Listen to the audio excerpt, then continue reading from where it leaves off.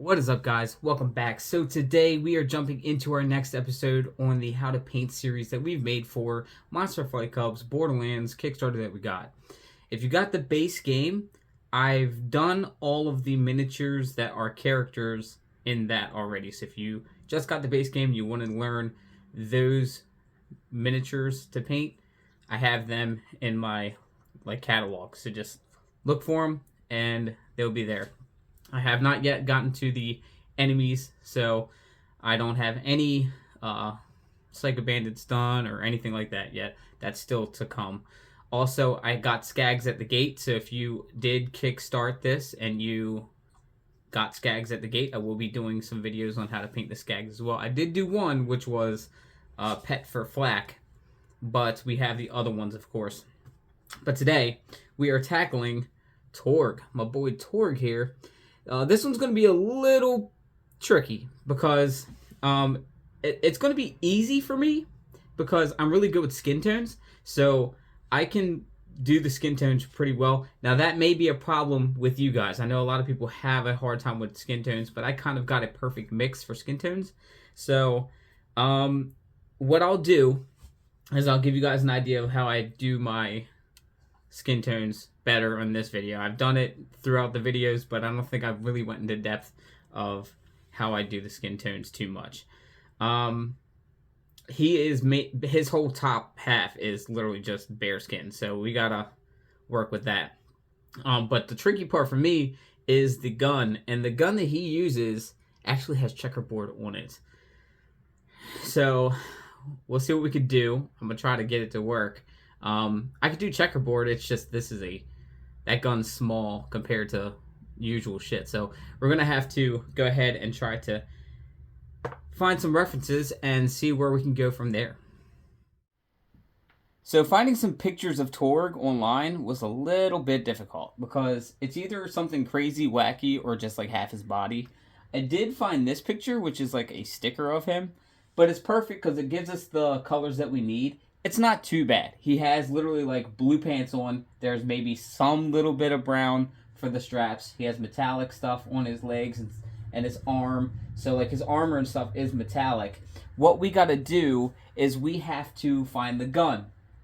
And I did find one actually. So if you scroll up a little bit, here's the gun that I think that he's holding.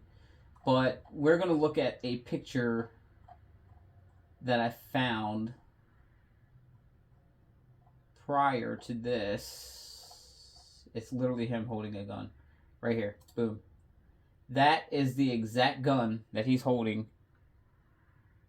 Yep, the exact gun that he is holding right now in this picture. So we're gonna have to take what we have here and morph it into this.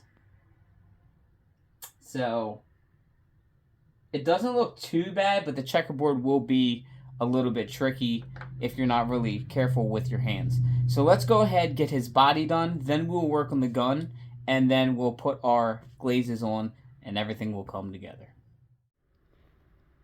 Okay, so we got him dry brushed with a light gray. We're going to start tackling his skin tone. We're going to use a brown rose. That's going to be our base coat for his skin. We're going to build up from that. But we want to use this first to kind of separate everything so that we kind of get an idea of what's going on with the model. So we have his chest area. He does have a necklace, so you want to avoid that. He has his arms down to where he has his armor. There is a little opening there, so you do want to make sure you hit that. His fingertips, very, very thin of a spot right here. And then you have the fingertips here. Of course, his other arm and the inside of his arm right here. You want to avoid the straps. And we have his whole back. So we want to, and his face. So you want to hit that up. Remember, he does have a mustache, glasses on. Of course, we all know that he has his headphones on, so there's no ears. But we do have to take into consideration he does have his mustache and the glasses. So let's get this on.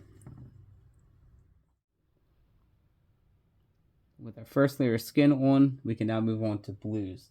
We are going to use a Russian blue light for his pants. I think that's a perfect blue to get going for his pants.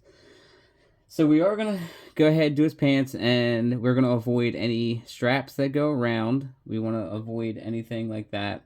We also want to avoid hitting his shoes and, of course, his gear. So like any like guards or anything like that. So, or armor.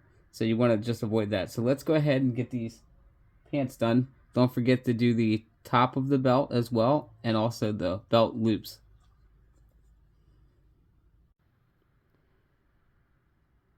So we have the blue locked in.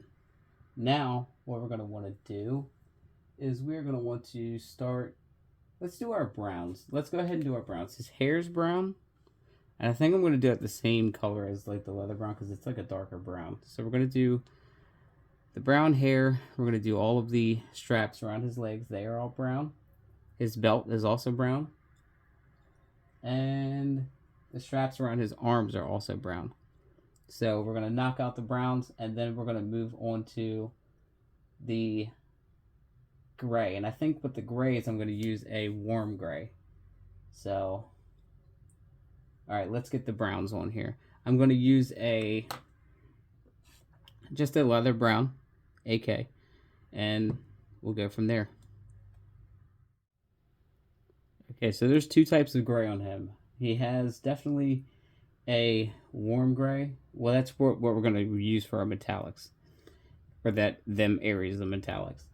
But he also has areas that look like the mix of Tenebrau gray and basalt gray. And those areas are his shoes and his gloves, because they're definitely darker. So we're going to go ahead and do a 50-50 mix of basalt gray and Tenebrau gray. And then we're going to use the warm gray for all the armor. So all the armor going to be warm gray. Gloves and boots are going to be Tenebrau gray. So let's go ahead and get our grays on. Alright, so we have all of that done. We are now going to move on to a red. And that red is going to be for his bandana on his head. And we are going to start the gun. So the neck here is going to be red. So, yeah, those are two spots that we're going to hit with red. Everything else is getting ready for the next phase of painting. Now we're going to follow up with a off-white. And the off-white's going to go on the rest of the gun here. So from this stripe, you want to hit that, and then back.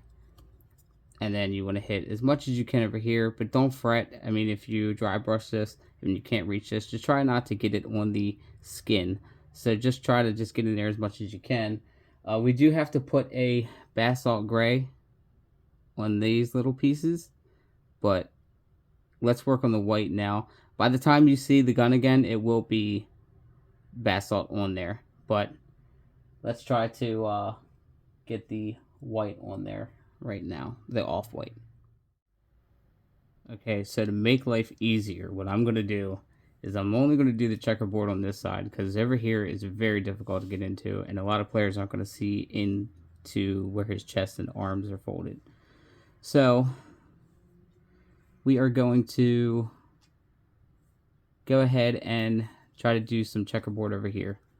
I'm going to be really fine with this. I'm going to take the mix that we have with Tenebrau gray and basalt gray, and I'm going to go down each one, and then I'm going to cross each one, and then I'm going to fill in the middle, and hopefully it ends up working out.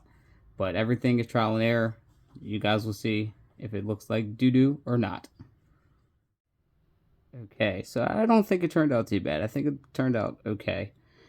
So now what we're going to do is we are going to kind of dry brush a little bit of metallics over top of the armor and metal areas. That way it gets that metallic look before we do our glazes.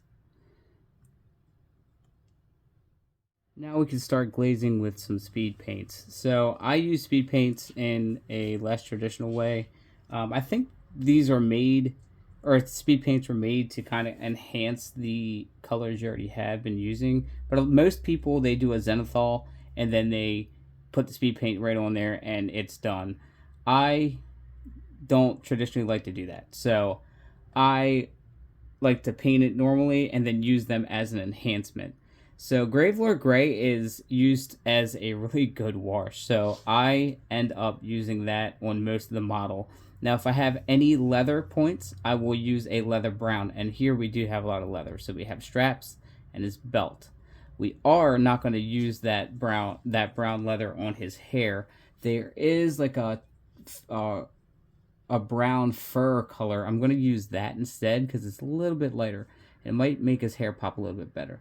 So we're going to use that for the hair. We're going to use the brown leather for the straps and stuff like that. And everything else except the skin will be getting Gravelord Gray. We want to avoid any skin because we want to highlight that from the point that it is at this point.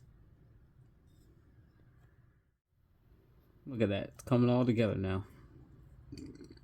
So we are going to let this dry a little bit longer, and we are going to start the base with a Rhinox hide. I love my AK paints a lot more, so using the Citadel paints, and I do have a shit ton of Citadel paints for like commissions and groundwork and stuff like that. I think it's great for that now that I've completely switched to the AK line. So yeah, you can use any dark brown, but I think Rhinox hide is like perfect for using for my earthy bases, like starting out with the earthy bases. All right, so now what we're going to do is we are going to start our highlight phase.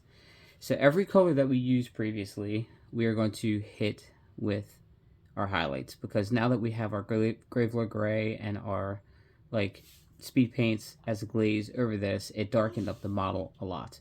So the only difference is that I'm going to use a brighter red to get better highlights on the red.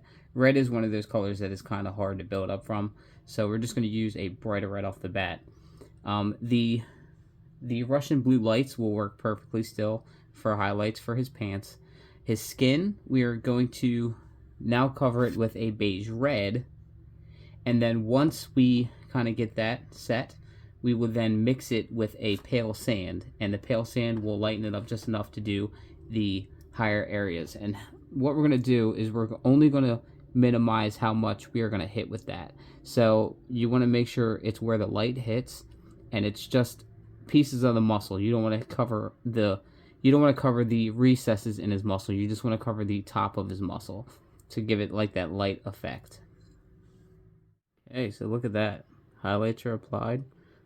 Skin tone built up. Looking pretty damn good. So all we have left now to do is to dry brush some light earth onto the base. Paint the rim black. You can paint the rim however you want to do. It's not a standard that you have to paint a rim a certain way. I just like mine to be black, and then I put the name right in the front, which will be Mr. Torgue. And here's Mr. Torgue, ready to hit the tabletop. This one was actually fairly easy, for me at least, because I'm really good with skin tones, and I can do it really quick. And he's mainly skin tones, so, I mean, it was pretty easy. The pants were probably the most difficult part, because you have all the straps and stuff that are all around the body. And the second thing I think is the most difficult was the gun, because the gun had them checkers on there and just hard to reach spots as well. But all in all, Torgue wasn't too bad. If today's video helped you out in any way with painting your Mr. Torgues for Monster Fight Club's Borderlands or for Bunkers of Badasses, be sure to leave this video a huge like.